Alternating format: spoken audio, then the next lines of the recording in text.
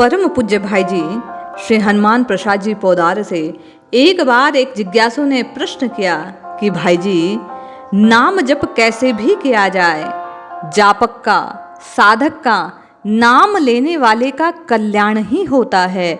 आपने कहा कि भाय कुभाय अनक आलस हूँ, नाम जपत मंगल दिशि दश हूँ।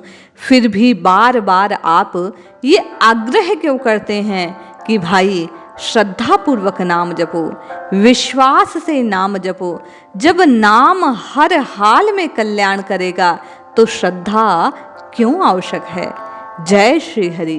पूज्य गुरुदेव के चरणों में बारंबार प्रणाम। पूज्य भाई जी कहते हैं, भाई एक दृष्टांत सुनाता हूँ और समझाने का प्रयास करता हूँ कि नाम जप में श्रद्धा क्यों आवश्यक है। भाई जी कहते हैं, एक समय की बात है, श्री शिव जी और पार्वती जी हरिद्वार में भ्रमण कर रहे थे। माँ पार्वती ने देखा सहस्त्रों मनुष्य गंगा में नहा नहा कर हर हर करते चले आ रहे हैं, परंतु प्राय सभी दुखी और पाप परायण हैं। माँ पार्वती ने जिज्ञासावश भगवान शंकर से कहा कि आश्चर्य, हे देव देव महादेव, गंगा में इतनी बार स्नान करके भी इनके पाप और दुख नष्ट नहीं हुए, क्या गंगा का सामर्थ्य खो गया है। भगवान शंकर कहते हैं, प्रिय, गंगा में वही सामर्थ्य है, परंतु इन लोगों में पाप नाशनी गंगा में स्नान किया ही नहीं, तब इन्हें लाभ कैसे हो। माँ ने आश्चर्य से कहा, स्नान कैसे नहीं किया, सभी तो नहा कर आ रहे हैं, अभी तक इनके शरीर सूखे भी नहीं हैं।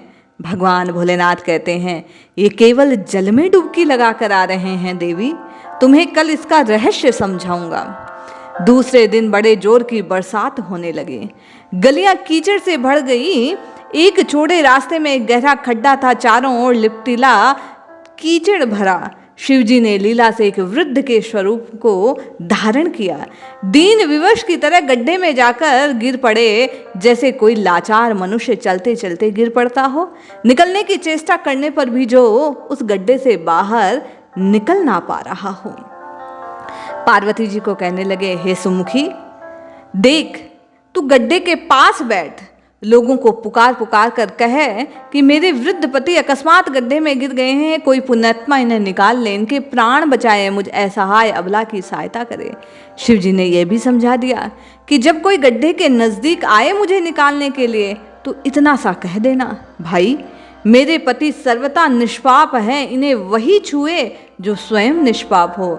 यदि आप निष्पाप हैं तो इन्हें हाथ लगाइएगा, अन्यथा भस्म हो जाएंगे। पार्वती ने कहा, ठीक है। गड्ढे के किनारे बैठ गई और प्रभु की सिखाई बात को कहने लगी। गंगा में स्नान कर करके लोगों के दल के दल आ रहे थे।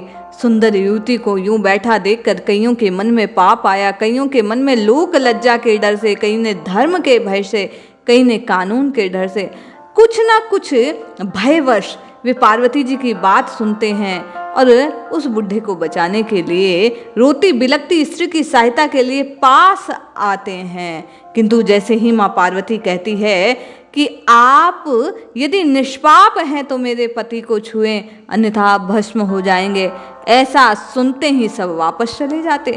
सैकड़ों आए, सैकड़ों वहां से चले गए। संध्या हो चली। शिवजी ने कहा, देखा पार्वती, सब में से कोई ऐसा नहीं जो गंगा में स्नान करके आया हो। पार्वती जी को बड़ा आश्चर्य। थोड़ी देर हुई कि एक जवान व्यक्ति हाथ में लोटा लिए हर हर कहता हुआ निकला। पार्वती ने उससे वही बात कही। युवक का हृदय करुणा से भराया। उसने शिवजी को निकालने की तैयारी की। पार्वती जी ने उन्हें रोककर कहा, भाई तुम यदि सर्वथा निष्पाप हो तभी मेरे पति को छूना, अन्यथा भस्म हो जाओगे।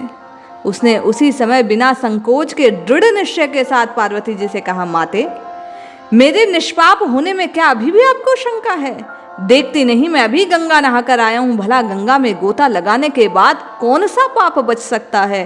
तेरे पति को अभी निकालता हूं। युवक ने लपक कर बूढ़े के वेश को धारण किए हुए भगवान शंकर को गड्ढे से बाहर निकाल लिया। पार्वती जी ने उस अधिकारी को जानकर शिव और पार्वती ने अपने वास्तविक स्वरूप का उसे दर्शन दिया, उसका कल्याण कर दिया। भगवान ने पार्वती से कहा, देखा इतने लोगों में से एक ने गंगा स्नान किया पार्वती, इसीलिए उसका फल तेरा और मेरा दर्शन शिव पार्वती के साक्षात स्वरूप का दर्शन इस युवक को प्राप्त हुआ। पूज्य भाई जी कहते हैं, भैया दृष्टांत से यही बात ग्रहण करने की है। बिना श्रद्धा विश्वास के, केवल दंभ से, केवल दिखावे के लिए नाम को ग्रहण करते हैं तो उसका वास्तविक फल नहीं मिलता। परंतु इसका अर्थ ये नहीं है कि नाम ग्रहण करना व्यर्थ है। पूज्य भाई जी कहते हैं, नाम का फल तो अवश्य मिलता है, परंतु जैसा चाहिए वैसा नहीं मिलता। इसीलिए कामनाएं पूर्ण नहीं होती, इसीलिए आपकी मांगे पूर्ण नहीं होती, इसीलिए आपके द्वारा किया गया नाम सफल नहीं होता, पापों का नाश होता है। परंतु अनंत अनंत जन्मों से संचित और इस समय भी लगातार पूज्य भाई जी कहते हैं जो अनंत पाप हमारे द्वारा हो रहे हैं, श्रद्धा रहित होने के कारण नाम के प्रताप का प्रभाव नहीं होता।